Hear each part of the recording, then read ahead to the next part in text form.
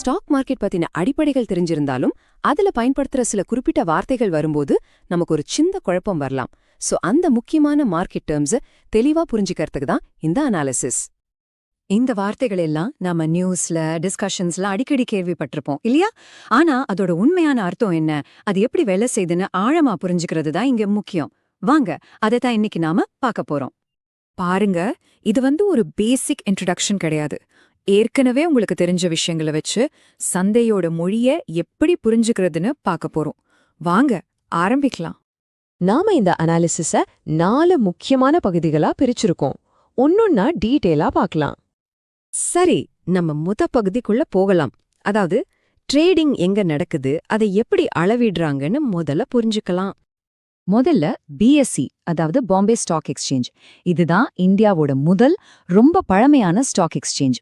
அதோட நீண்ட வரலாறு ஒரு பக்கம் இருந்தாலும் இன்னைக்கும் சின்ன மற்றும் நடுத்தர கம்பெனிகள் ட்ரேட் பண்றதுக்கு இது ஒரு முக்கியமான பிளாட்ஃபார்மா இருக்கு. அடுத்தது என்எஸ்சி, அதாவது நேஷனல் ஸ்டாக் எக்ஸ்சேஞ்ச். இந்தியால ட்ரேடிங்க கம்ப்யூட்டர் ஸ்கிரீன்க்கு மாத்துனதுல இவங்களுக்கு ஒரு பெரிய பங்கு இருக்கு. சொல்லப்போனா எலக்ட்ரானிக் ட்ரேடிங்கே முதல்ல கொண்டு வந்ததே இவங்க தான். இதனாலதான் இன்னைக்கு உலக அளவுல ஒரு முக்கியமான இடத்துல இருக்கு. ஓகே, இப்ப இந்த 2 எக்ஸ்சேஞ்சோட முக்கியமான குறியீடுகளான சென்செக்ஸையும் நிஃப்டி 50யும் ஒப்பிட்டு பார்க்கலாம். சிம்பிளா சொல்லணும்னா இது ரெண்டுமே அந்தந்த எக்ஸ்சேஞ்சில் இருக்கிற டாப் கம்பெனிகளோட ஒரு லிஸ்ட் மாதிரி.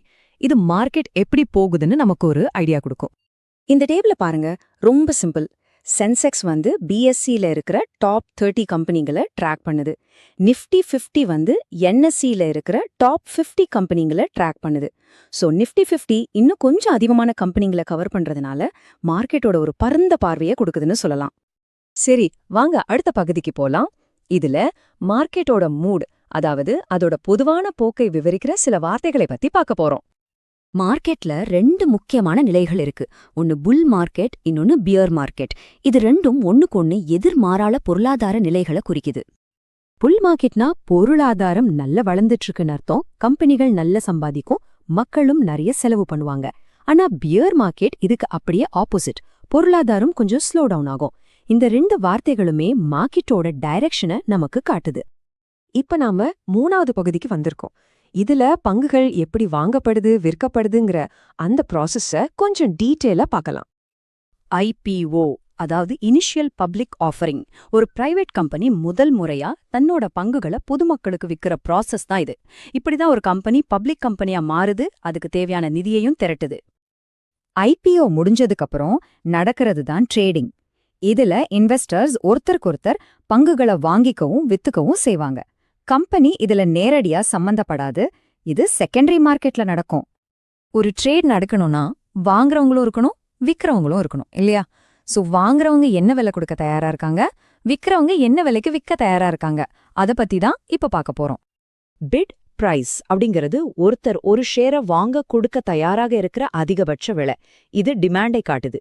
ஆஸ்க் பிரைஸ் அப்படிங்கிறது ஒருத்தர் ஒரு ஷேரை விற்க எதிர்பார்க்கிற குறைந்தபட்ச விலை. இது சப்ளையை காட்டுது. இந்த 2க்கும் நடுவுல தான் ட்ரேட் நடக்கும்.